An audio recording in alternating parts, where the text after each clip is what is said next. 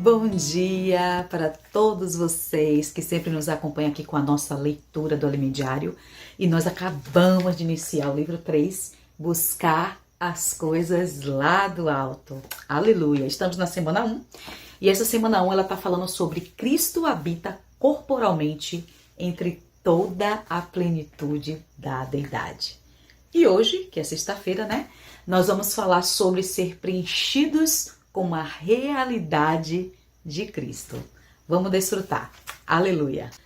O homem, ele não consegue produzir a verdade de Deus se Cristo não tiver preenchido todo o vazio da sua alma. Em Colossenses 2,10 fala que também neles estáis aperfeiçoados. Ele é o cabeça de todo o principado e potestade. Essa palavra aperfeiçoados, né, no grego, é plero, eu nem sei se eu falei certo, que significa encher o máximo. Tá completamente cheio, encher até o topo. Sabe quando você é preenchido completamente, que não tem mais o que você colocar, porque não existe mais nenhum espaço vazio? É isso aí. E só Cristo consegue preencher a cada um de nós com a verdade até a plenitude.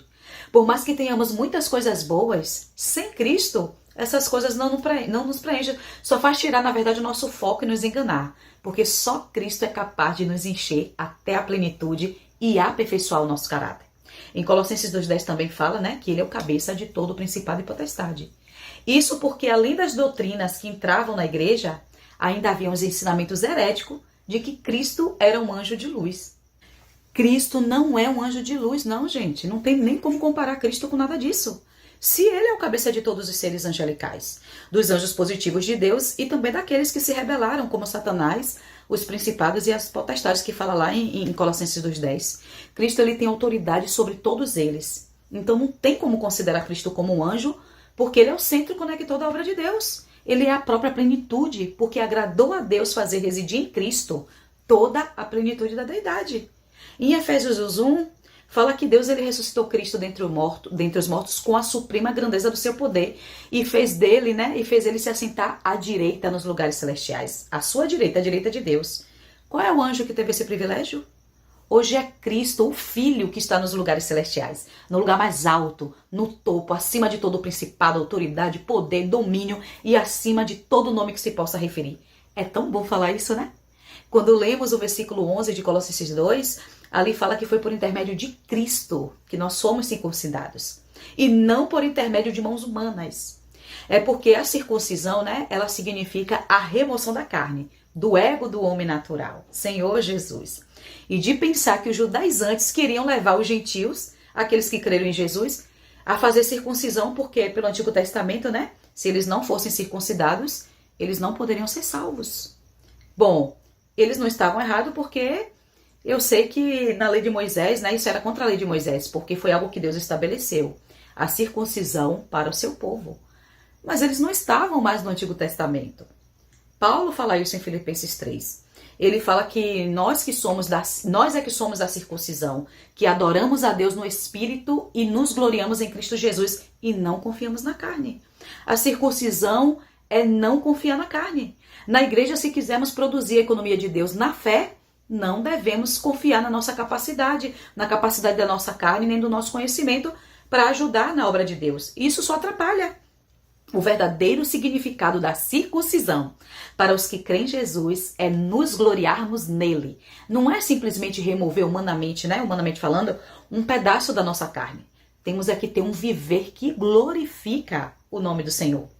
Em outras palavras, a circuncisão não é segundo a letra, mas é segundo o Espírito. O que nos interessa é a fé que traz a realidade de todas as coisas, e inclusive a realidade da circuncisão.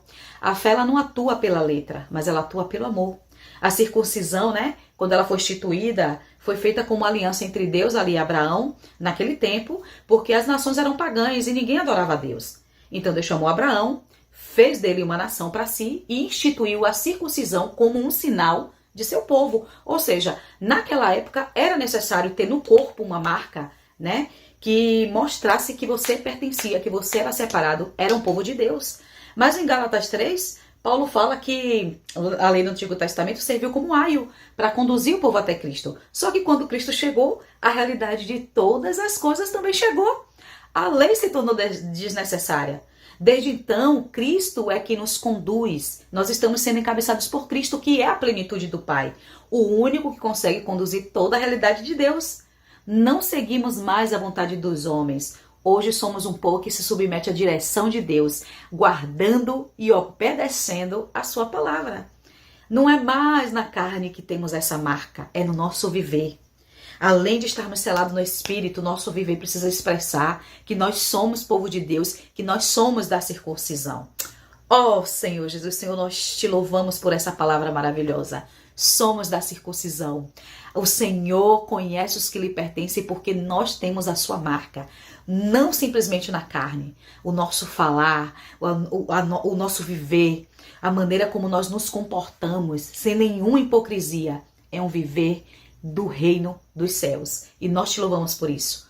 Que nós possamos permanecer obedecendo a sua palavra.